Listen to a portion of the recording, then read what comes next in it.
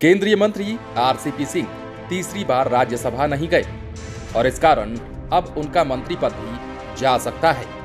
पिछले एक महीने से बिहार की राजनीति के केंद्र में ये विषय सबसे अधिक चर्चित रहा है, लेकिन आरसीपी के राजनीतिक भविष्य को लेकर शुरू हुई कोई भी चर्चा ललन सिंह की भूमिका के विशेष उल्लेख के बिना समाप्त नहीं हो सकती। न सिर्फ जेडीयू और एनडीए के दूसरे घटक दल बल्कि विरोधी पार्टियों के बड़े नेताओं ने भी इस चर्चा में अपना बहुत अधिक समय खर्च किया है। उत्सुकता इस बात को लेकर थी कि आरसीपी और ललन सिंह के बीच चल रही राजनीतिक लड़ाई में मुख्यमंत्री नीतीश कुमार किसके पक्ष में खड़े होते हैं। अब जबकि आरसीपी के मामले में निर्णय हो चुका है, ललन सिंह एक बार फिर से चर्चा में हैं। कहा जा रहा है उनके राजनीतिक प्रबंधन का कोई मुकाबला नहीं है। पहले तो वे धीरे धीरे इलाज करने वाले होम्योपैथी के डॉक्टर ही माने जाते थे, लेकिन इस बार तो डायरेक्ट सर्जरी ही कर दी। ललन सिंह के राजनीतिक प्रबंधन कौशल की चर्चा बिहार में पहली बार नहीं हो रही है। राज्य के शासन से लालू प्रसाद की विदाई और नीतीश कुमार की ताजपोशी से जुड़े घटनाक्रम को जोड़कर देखिए, फिर ललन सिंह के राजनीतिक प्रबंधन कौशल को दाद देनी पड़ेगी। 2005 के फरवरी वाले विधानसभा चुनाव में किसी दल को स्पष्ट बहुमत नहीं मिला था। रामविलास पासवान 29 विधायकों के बल पर सत्ता की चाबी लेकर घूम रहे थे। मान मनौवल के बाद भी रामविलास पासवान नीतीश कुमार को मुख्यमंत्री के रूप में स्वीकार नहीं पा रहे थे।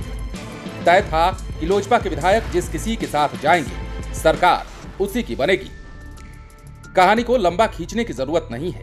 एक दिन पता चला कि रामविलास पासवान चाबी लेकर घूम रहे हैं, लेकिन उनके करीब 2 दर्जन विधायक अपने घर के पिछवाड़े से निकलकर कहीं चले गए हैं। बाद में पता चला कि उन विधायकों को ललन सिंह दूसरे राज्य में लेकर चले गए हैं। ललन सिंह ने लोजपा के विधायकों को नीतीश कुमार को मुख्यमंत्री बनाने के लिए सहमत भी करा लिया है। नीतीश कुमार की सरकार बन जाती, लेकिन ऐन मौके पर केंद्र की तब की यूपीए सरकार की सिफारिश पर राष्ट्रपति ने विधानसभा को भंग कर दिया। कानूनी लड़ाई लड़ने के बाद भी विधानसभा बहाल नहीं हो सकी। अक्टूबर-नवंबर में नई विधानसभा के गठन के लिए फिर से चुनाव हुआ। नीतीश कुमार की अगुवाई में एनडीए की सरकार बन गई।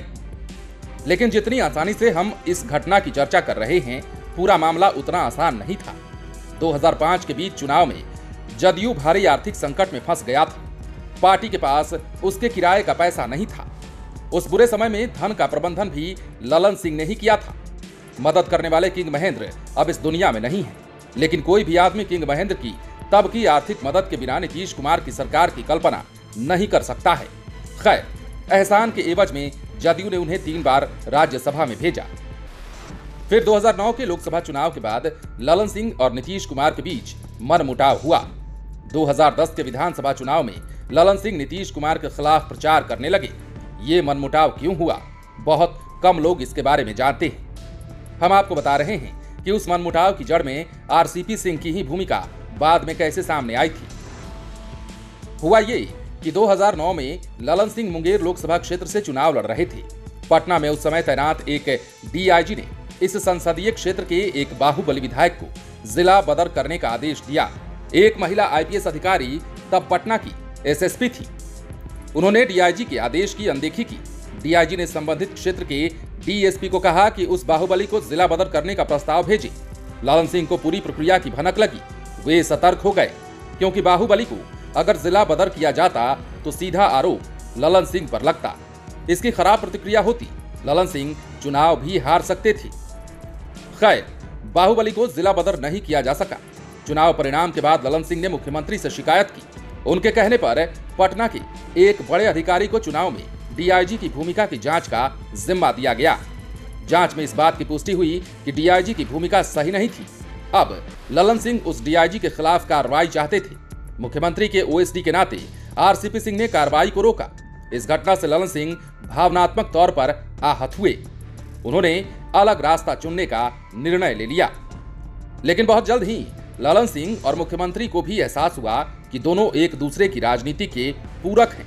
ललन सिंह ने नीतीश कुमार के खिलाफ खुलने वाली हर बेजा जुबान को बंद कराने का ऑपरेशन किया। लालू यादव से भिड़े हैं, प्रभुनाथ सिंह से भी तन गए थे। जीतन राम मांझी सीएम बनने के बाद जब नीतीश से ही जोर जबरदस्ती करने लगे तो अंतिम ऑपरेशन को अंजाम दिया। चिराग पासवान की ओरिजिनल पार्टी ही खत्म कर दी।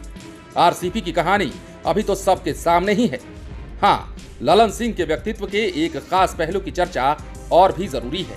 कहा जाता है वे दोस्ती और दुश्मनी दोनों को बराबरी से निभाते हैं। आरसीपी प्रकरण इसका सबसे ताजा उदाहरण है। तो ऐसे ही और कई जानकारियों के लिए आप देखते रहिए लाइव सिटीज को। यदि अब तक आपने हमारे YouTube चैनल को सब्सक्राइब नहीं किया है तो सब्सक्राइब कर लीजिए ताकि हम आपको खबरों से अपडेट रख सकें। पटना से लाइव सिटीज डेस्क की रिपोर्ट।